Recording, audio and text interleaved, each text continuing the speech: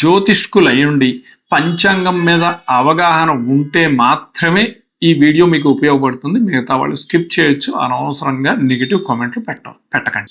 ఉగాది, వినాయక చవితి వెనుక ఉన్న ఖగోళ సంబంధం గురించి ఇప్పుడు మాట్లాడతాను. మన పండుగలు క్యాలెండర్లో ఎర్ర రంగుతో ప్రింట్ చేసిన కేవలం సెలవు దినాలు కావు.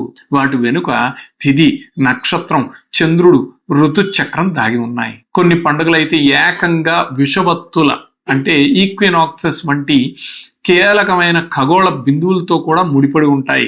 ఉగాది, వినాయక చవితి పండుగలను ఈ సైంటిఫిక్ కోణంలో చూస్తే మన కాల గణన ఎంత అద్భుతంగా ఉందో మీకు అర్థమవుతుంది. ఉగాది వెనుక ఉన్న సైన్స్ గురించి మాట్లాడదాం. ఉగాది అంటే యుగాది, కొత్త సంవత్సర ఆరంభం. ఉగాది అనగానే మనకు పచ్చడి, పంచాంగ శ్రవణం, వసంత ఋతువు గుర్తుకొస్తాయి. జ్యోతిష్య కాలగణనలో ఉగాదిని అర్థం చేసుకోవాలంటే చంద్రమాస వ్యవస్థను అంటే లూనార్ మంత్ సిస్టమ్ను మనం గమనించాలి. మన మాసాల పేర్లు పౌర్ణమి నాడు చంద్రుడు ఉండే నక్షత్రం ఆధారంగా వచ్చాయి. చైత్ర మాసంలో పౌర్ణమి నాడు చంద్రుడు చిత్తా నక్షత్ర ప్రాంతంలో ఉంటాడు కాబట్టి అది చైత్రమాసం అయింది. చైత్ర శుక్ల పాడ్యమితో కొత్త సంవత్సరం మొదలవుతుంది.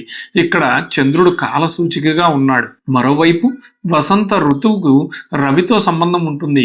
రవి ఋతు చక్రాన్ని సూచిస్తే చంద్రుడు తిథి పక్షాలను సూచిస్తాడు. ఈ రెండు చక్రాలను బ్యాలెన్స్ చేయడమే మన పంచాంగ వ్యవస్థలోని గొప్ప విషయం.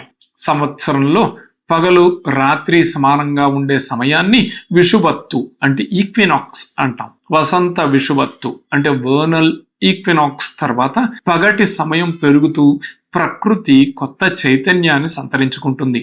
దానికి ఉగాదితో సహజమైన భావ సంబంధం ఉంది. వినాయక చవితి మరియు నక్షత్ర సంకేతాల గురించి మాట్లాడదాం.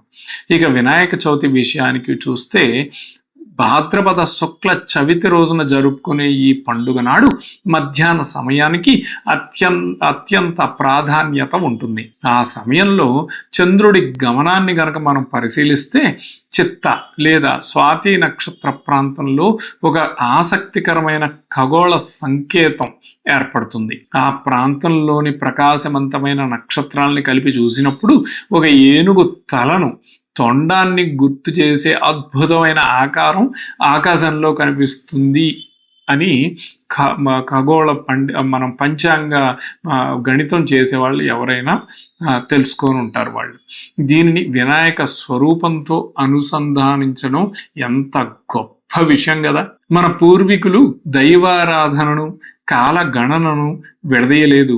ప్రకృతి, ఋతువులు, ఆచారాలు, ఖగోళ గమనాలు అన్నీ ఒకే వ్యవస్థలో అద్భుతంగా నిమిడిపోయాయి. జన్మజాతక చక్రంలో రవిచంద్రుల ప్రాధాన్యత గురించి మాట్లాడుకోవాలి. ఇప్పుడు పండుగల్లోలానే మన జన్మజాతకంలో కూడా రవిచంద్రులు రెండు ముఖ్యమైన మూల స్తంభాలు. రవి ఆత్మవిశ్వాసాన్ని, నాయకత్వాన్ని, అధికారాన్ని సూచిస్తే చంద్రుడు మనస్సు, భావోద్వేగాలు, ప్రశాంతతను సూచిస్తాడు. బయటకు ఎంతో ధైర్యంగా నాయకుడిలా కనిపించే వ్యక్తి అంటే ఎవరి జన్మ జాతకంలో అయితే రవి బలం ఉంటుందో కానీ లోపల మానసిక ఒత్తిడితో, నిద్రలేమితో బాధపడుతూ ఉండవచ్చు. ఆయన జన్మ జాతకంలో చంద్రుని యొక్క అస్థిరత ఉండవచ్చు. అందుకే జన్మ జాతకంలో ఈ ఇద్దరి సమతుల్యత చాలా ముఖ్యం. వివాహ పొంతనలో కేవలం శుక్రుని మాత్రమే కాదు, చంద్రబలాన్ని కూడా ముఖ్యంగా చూడాలి.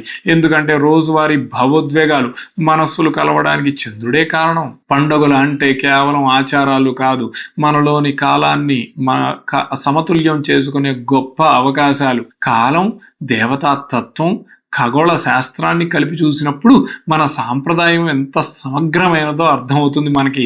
మీ జన్మ నక్షత్రం ఏంటి? ముఖ్యంగా మీది చిత్త, స్వాతి, ఉత్తర భాద్రపద నక్షత్రాల్లో జన్మించిన వారైతే తప్పకుండా కామెంట్ చేయండి.